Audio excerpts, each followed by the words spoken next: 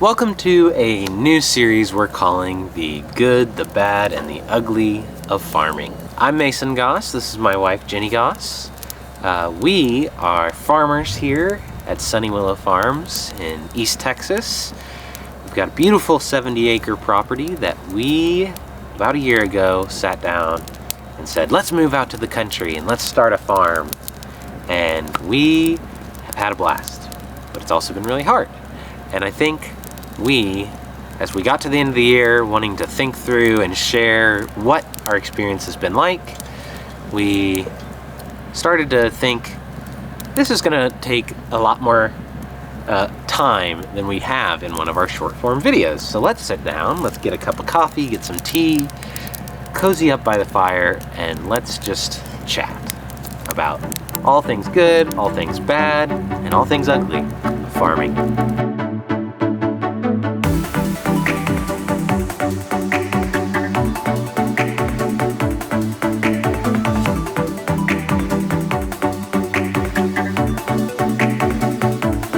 What are your thoughts on our perspective on Instagram farming and the like?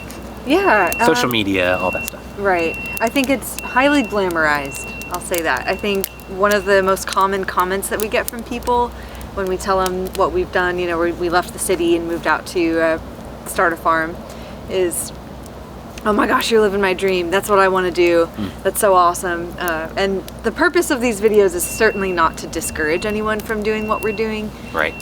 If anything, I think more people, especially young people, need to be farming. But I think the purpose maybe is to kind of take out that glamorization aspect of it and be a little more honest and raw about what it's actually like. Right. Be vulnerable. Yeah, to be vulnerable. And with that in mind, I mean, we love this life.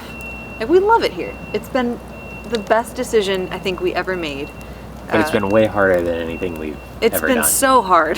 It's been so hard, and it's not a life for the faint of heart. And I think we just want to share what our experiences have been, and even down to the finances of it. We're going to share more about our the reality of making a living as a farmer and the reality of living in small spaces with family members and and raising kids on a farm, and that's one of the greatest joys, but there are difficulties with that also. And just wanted to dive into the reality without all of the glamour. And the glamour is really fun because it's fun to dream about having a farm and seeing your kids galloping around in I can't think of the word. Gallivanting. The whimsy of a farm, the fun and the whimsy of course. The romantic version of farming. That you think about with Little House on the Prairie and stuff like that. But the reality is just different. At least it has been for us. Mm-hmm. So we want to share that perspective. Love it. Love it. So we are going to have Jenny's parents, my in-laws, who have been living with us and have been on this journey with us, Steve and Laura. We're going to have them jump on with us to talk a little bit about their perspective, because we're diving in this episode into the close quarter living situation that we've found ourselves in. A lot of times when people buy land, you got to have a temporary situation.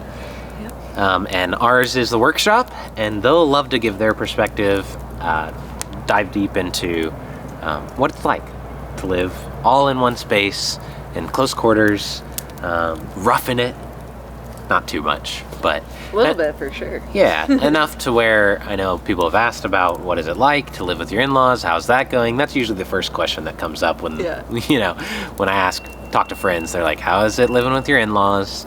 But it's usually with that, like, how's it going? Yeah. We would hate that, or Sure, I mean, it's understandable. Not everyone gets along with their in-laws. Right.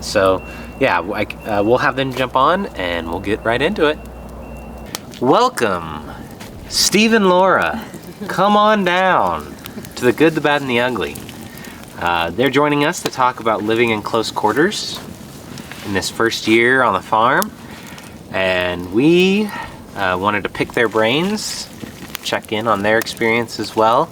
We'll give our insights, and we'll just talk through what it's like to live in temporary housing, a transition. Mommy said. Well, and we'll check out what Mommy says. That's right.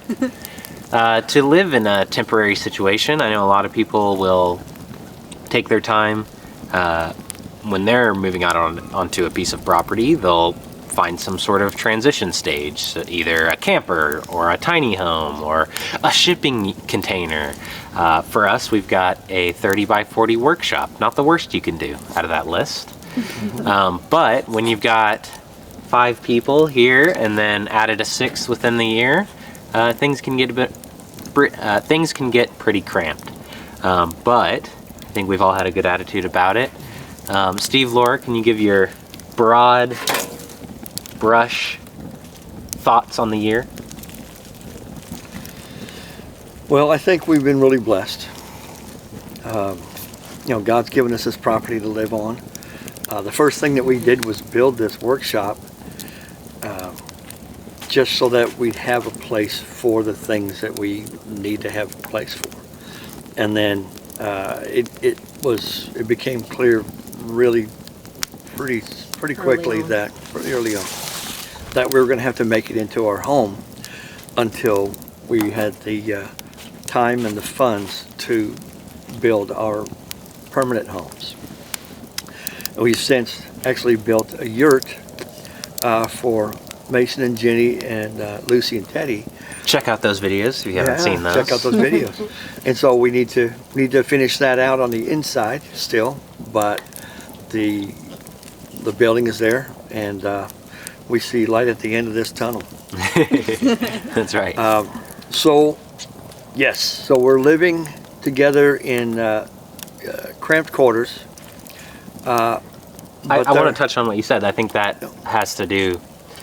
that can help you have perspective when you see a light at the end of the tunnel. Oh yeah, absolutely it does. When you're not exactly sure what the next step is, it's not clear when you're gonna get out of the situation. It can feel like it lasts It's more Forever. forever. Yeah, you see a little bit of hope for the growth of the family, the growth of the farm, and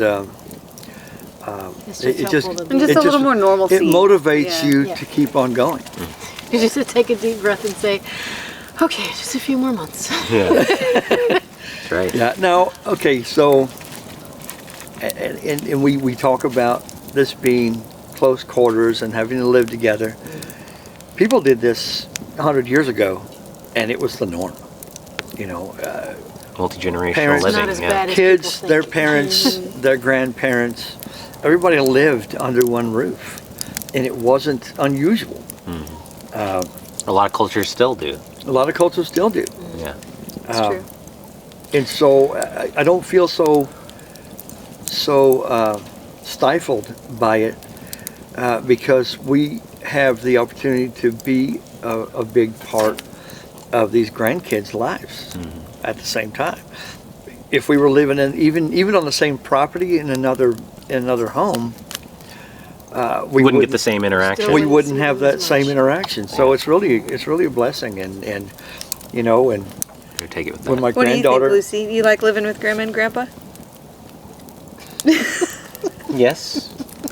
Yeah. No, we told you to say yes. Remember? No.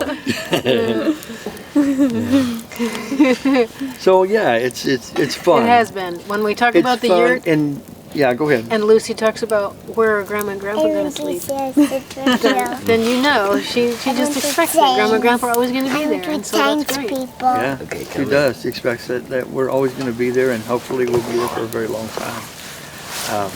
She'll have to go across the field to come to our house, or But to she'll the still get woods. to see you every day and Yeah, we'll still see each other every single day and interact. share meals together often. Yep. But it is important to have your own personal space. Yeah, I'm pretty sure the people 100 years ago still had walls instead of curtains. Instead of That's true. They each had their own room. They'd build That's on true. for their You had to house, make their some own little concessions. space. Yeah. Well, yeah, you need privacy, even though you have each other, but you still need intimacy with your own person, and that's true for everybody. So we are looking forward to that day.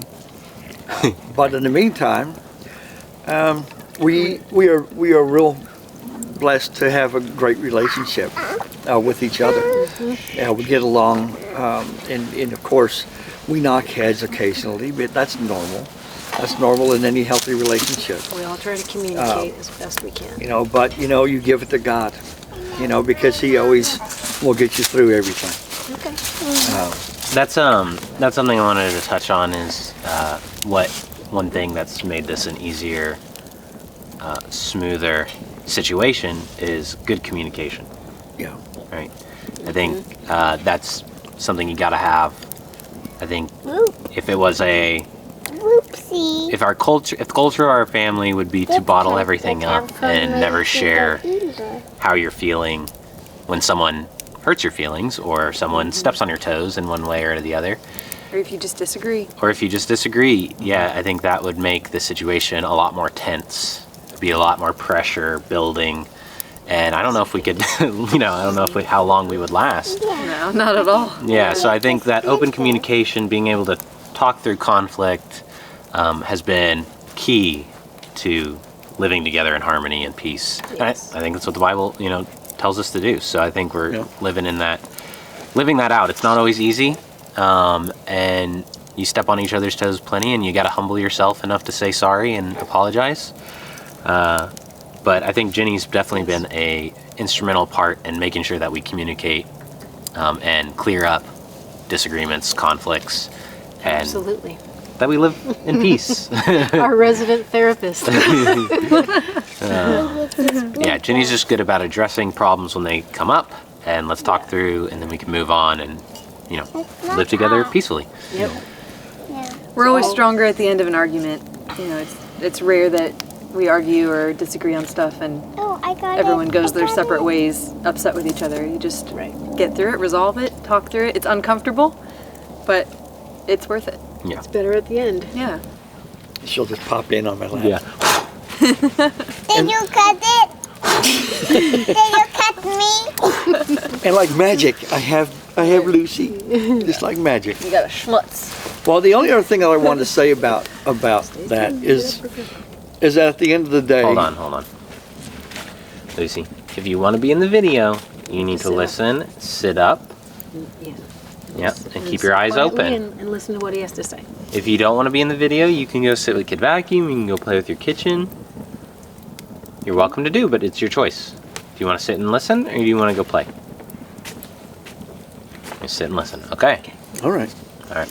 Go ahead, Grandpa. The only other thing that I wanted to mention is that at the end of the day, Finger out of your nose. at the end of the day, we have a 1,200 square foot home. One day it will be a workshop and nothing more, but right now it's our home. It's dry. I changed my mind. Okay. You want to go? Hold on. You can go play. Yeah, Kid It's- Vacuum, get to that. Okay, take Kid Vacuum. Her best friend, Kid Should he Vacuum. start again or just keep going? All right, be nice to Kid Vacuum. And the only other thing that I wanted to mention is the fact that at the end of the day, we have a 1,200 square foot home. It's dry, it's warm, it's cool in the summer. It has electricity. It has electricity, all the electricity you could ask And for. running water? It has running water. We have a full kitchen, a full bath, and we're not wanting. We're not. Let me put that differently. We're not needing for anything.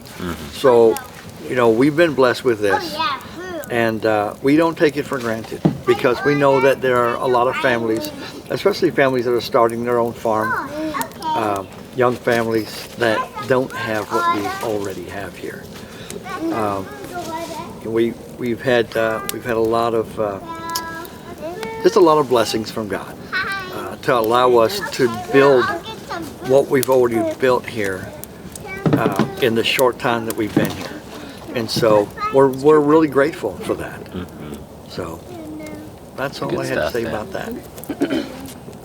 I wanted to say too that I think it's been encouraging to have you guys here throughout the whole thing. There was just no way we could have done all this without you. And when I hear about families that move just the one couple and their kids. How do you get anything done? Right. How do you get anything done? How do you take care of the farm when somebody, you know, when both kids are sick and the wife's sick, or no one slept that night, or, you know, whatever happens? Like, it's just been it's been great to have people we can rely on every day, and it's also given us a level of freedom, you guys and us, to leave the farm too, because I know, you know, as soon as you I was going to say, same for us. We couldn't have done it without you guys here as well. As soon as you have animals, you can't leave your farm. Yeah, so, once you have animals, it's like having small children that can't leave. Right. There's too much responsibility, because there's not anybody, unless you have someone set up to come over and take care of those responsibilities. You got to feed and water all your animals every day, twice, early morning and late afternoon. Yeah. And if you're not here to do it, and you don't have someone to do it, you can't leave. So. And in year one, you certainly don't have the money to pay anyone to do it. That's true. I mean, we all sold our houses to move out here, and our properties to move out here, and made an extraordinary amount of money in order to do it. But this whole operation takes a ton of money, because when you move onto a raw property with nothing, you have to pay for everything. Even if we're doing it ourselves, we're still paying for it, because we're not making money off the farm. We have to pay the bills. We've got to pay the mortgage for the land, and pay our utilities and phones and everything else that comes with owning a property. So it's a huge responsibility, and it's a blessing that we are two couples that we can leave while the other stays if we need to. And it's given us a little bit of freedom that, you know, some people don't have. So it's awesome. But it's also been fun too that when one of us does leave, we always come back and are just so happy to be home. You're energized, aren't you? Yeah. It's a little renewing. Yeah. Because we talk about all that responsibility, but it's a joyful thing. See? You hear the joy? It's a joyful thing to have a farm, to live on the land and produce amazing food products yourself, the things that you did with your own two hands. And it's renewing. And when you go away, it's nice to get away, but you're right. You're always eager to get back on the farm. Yeah. Even our little space, it's nicer to come. Yeah, even with all the inconveniences of it and the discouragement often that we feel, it's always and that's a relief to be home. Yep. Yeah. I was going to touch on that having four of us has made it much easier to encourage someone else in the family when when you get discouraged. And here come the water. Yeah, I mean, each one of us has had those times when we were discouraged, and everybody else just, Lifts them up. Lifts their spirits. It's true. And just the ups and downs of the farm. Yeah. You're not always in sync. You're not all feeling discouraged at the same time. You're not feeling encouraged at the same time. Right. Sure, there's things that happen where everyone gets encouraged, but everyone has those days where you just you feel like things aren't going well, Right. and someone else doesn't have that day at the same time. Like you said, you can encourage them, and then vice versa.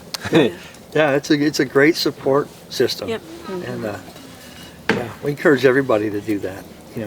Have people in your lives that can do that, because it really makes a difference.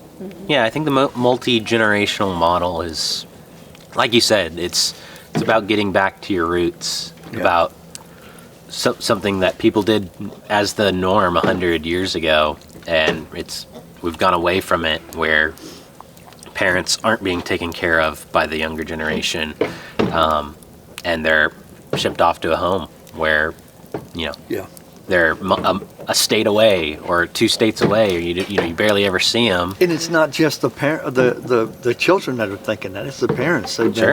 It's been beaten into their heads too that they're going to be a burden for their kids, so they don't want to do that, and they run off to gladly go to an old folks home, or retirement community that, where they end up being isolated away from their family.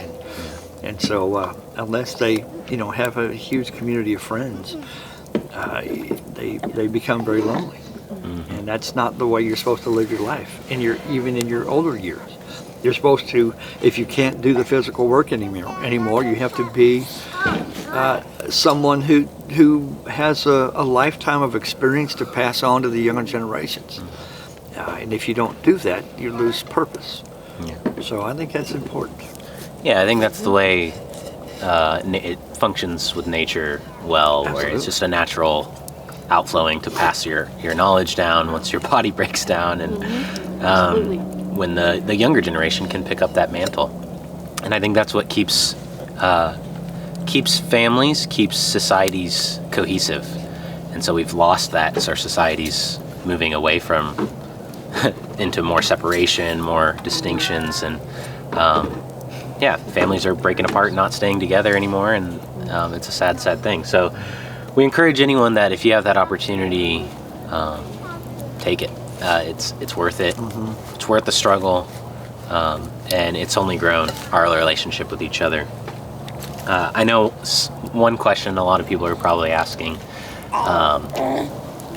Usually people that have trouble with their in-laws or with their parents and boundaries and with their kids, and how you handle that kind of situation where we're in a house, we're starting our new family, we've got kids, 2 kids under 3, and we're finding our way in how to discipline them well, in sync with the Bible, right? And wanting to raise them up to know the Lord. And when you're young, you don't have wisdom. You're in the process of gaining it, so you're not going to do everything perfect. And when you're older, you have more wisdom, and you want to, like you said, you want to impart that to the next generation. But it's not always your place at every single moment. Not always welcome. It's not always your place to step in and correct or step in and take over. How have you guys handled that boundary between us and I know it's disciplining kids? It's hard for both Laura and I to not step in. I know that we are quick to know, okay, Lucy's doing something that she shouldn't be doing, and you want to jump out and correct her, because we are parents. We're parents to our 2 daughters, and we've been through all of that, the whole process, start to finish, and now we have to, kicking and screaming sometimes, we've got to back up and let them be parents. Well, there are many times I've had to just say, honey, they're their kids. Just let them be the parents. I know. And I tell you what, and the difference, Lucy, you need to step back a little bit, sweetheart. Come over here. I appreciate that. Lulu, we're in the middle of filming. Hear this? That's right. So, see, I just did it. It wasn't my place, but I did it anyway because it's habit. You discipline lovingly as best you can, and that's, when you hear your grandchild being disciplined with a spanking, as a grandparent, that's the most difficult thing, because she deserved it. She was being bad. She was being. We tell ourselves, she was talking back, or she lied, or whatever. She deserves this. Or willfully disobedient. Just to test the waters. I know that all kids do this. And she's her normal self 2 minutes after she gets a spanking. Jenny did it. Her sister did it. But when it's happening, you just like, kids, go in my room and just my teeth. And now, who've been empty nesters for so long, for us, we're like, it's no big deal. She's just being a kid. Well, it's their job to discipline and ensure that they learn self-control. They learn self-control. They learn right from wrong. They learn how to behave. And then when we, all right, come here. Yeah, my bed. Oh, on your bed. Okay. Yeah. Well, when we do go to a restaurant or another relative or friend's home all together, and Lucy behaves better than most of the adults in the room. It makes you look back and say they're doing something right, and we just need to back up and let them do what they need to do. You know, there are boundaries that we have to maintain, and Get the trust. and as much as we trust. it's a trust, and which, Almost. yeah. Either sit or go play. Those are your options. What do you want to do? Sit or play? You cannot fidget. Okay. Sit. Anyway. Be quiet. Don't fidget. You see our point. Yes, sir. So yeah, keep that in mind. It's just another thing we had to have Yeah. honest, open conversations about too. 'Cause I Absolutely. think there was hurt at one point that you guys were hurt that I can't remember the details, but that we kind of wanted you to step back a little bit, and we just needed to talk through it. Of when is Yeah. if one of us is We're right here there all the time. right? Yeah, we're all together all the Yeah. time. And it wasn't that we don't ever want you to discipline our kids, because Right. it does take a village. You guys are the biggest part of our village other than each other. So, you're, and you do a great job of keeping them in line. At least that one. He doesn't really need that yet. Not yet. He'll get there. He just needs some knuckles to suck on. But yeah, like we totally trust you guys with our kids. But when we're there, you guys have done a really good job of letting us Yeah. figure things out and parent And make and mistakes. also offer your wisdom and advice sure. when it is needed or when we're at our wits' end. And Right. we have you guys to help us, and Yeah. that's been a great thing. Yes. So. Yeah, and you have to walk a fine line sometimes in making sure that you're giving advice that's wanted. And that wisdom. Sometimes it's still an imposition. So, yeah, use your brain. That's the key. Use your brain. Don't act with your emotions. I think That's- I think humility too, Another because one. I think Yeah. when you guys do give advice, you got to be willing to take it.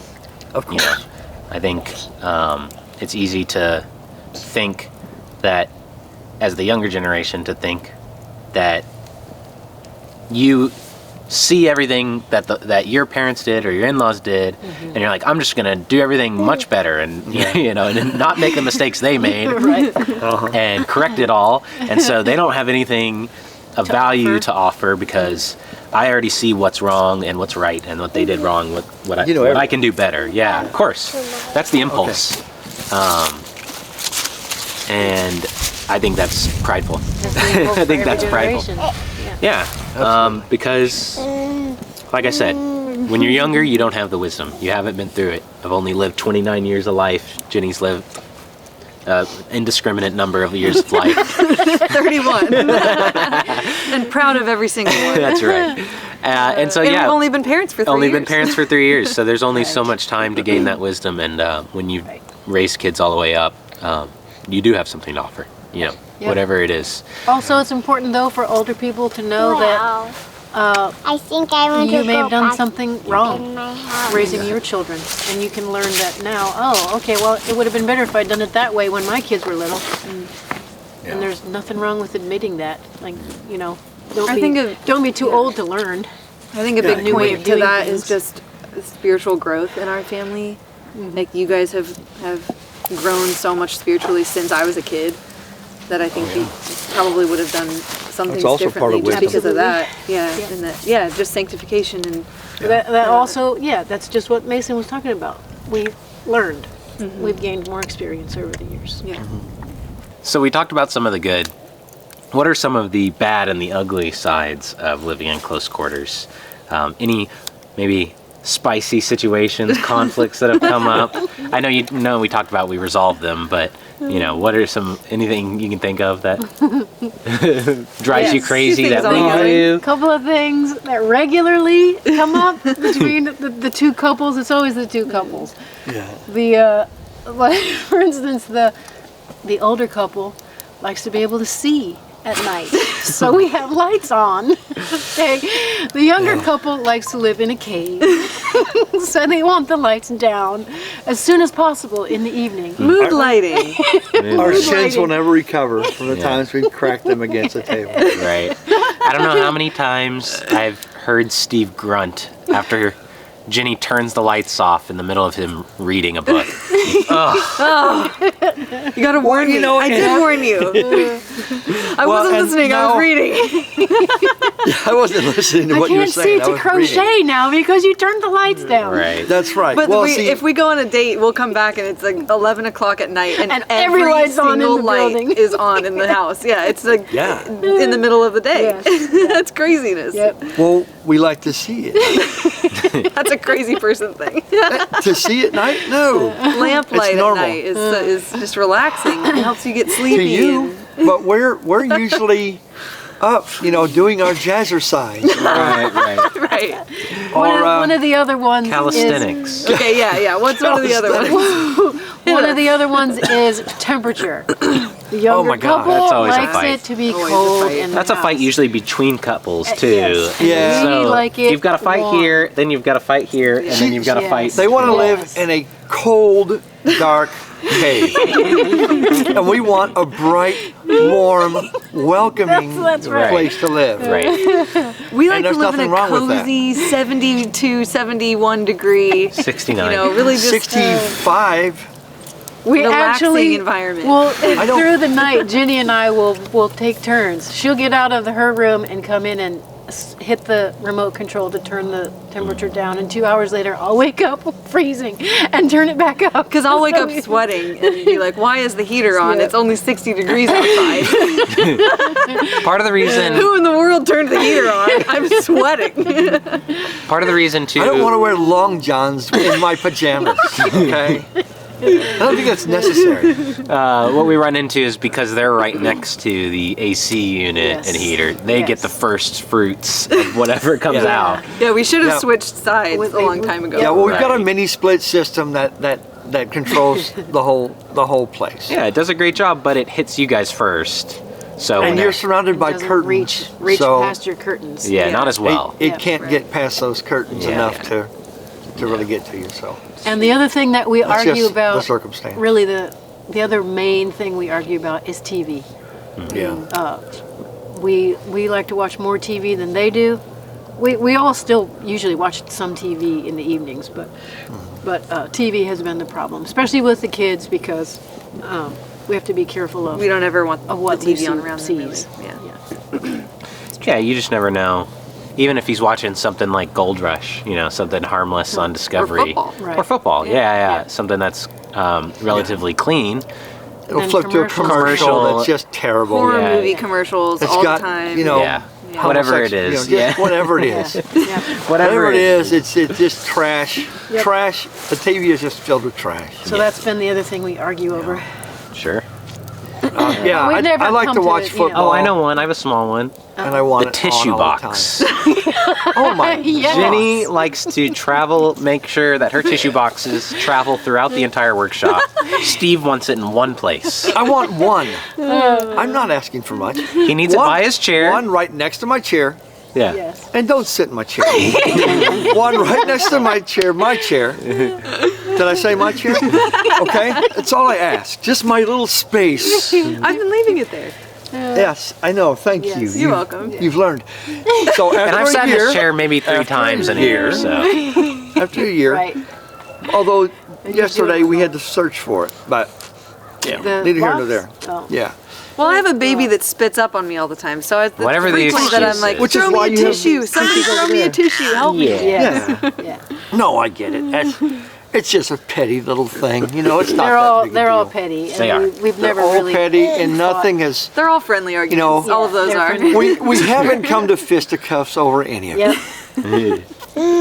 Yeah. Those are just the irritations that we Sure. deal with. Yeah, but the things. Mine that is you- all the condiments the guys keep buying. the guys. Yeah. Yes, The guys. This is a men Yeah. versus women argument Yeah. in the house. Yeah. We've got condiments. 467 bottles of hot sauce. We have so many hot sauces, and it's not enough. It's not Those are enough because you all- buy more. Every time you go to the farmer's Those are market, I swear those you are come back all with Masons. more hot you sauce. How buy many hot salsa. sauces? More You buy salsa. Yeah. Well, More salsa's not hot sauce. Different kinds of mustards. We well, have 6 yeah. different mustards in our fridge right now. Yeah. Yeah. Yes, we do. Yeah. All right, They are Teddy's all- getting tired. They are all called for They all different have a situations. cause. They have a cause. They all have their own purpose. And what I like to do is I don't want to just use all of one bottle at once because I like variety.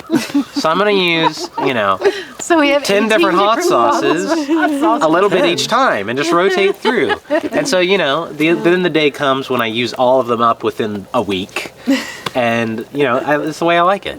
That way I get a variety. I think everyone likes that. What we need is a separate hot sauce refrigerator. Yeah, we need a Hot sauce condiment fridge. Condiment fridge. Condiment fridge. That would be great. Easy. Condiment Yes. fridge. Yeah. Okay. Yeah. See? Because I'm the one that cleans This the is fridge. how See, we we've settled resolve it right here in problems. front of you. We just settle it. You can buy a whole separate How fridge. can we resolve this issue where everyone's happy?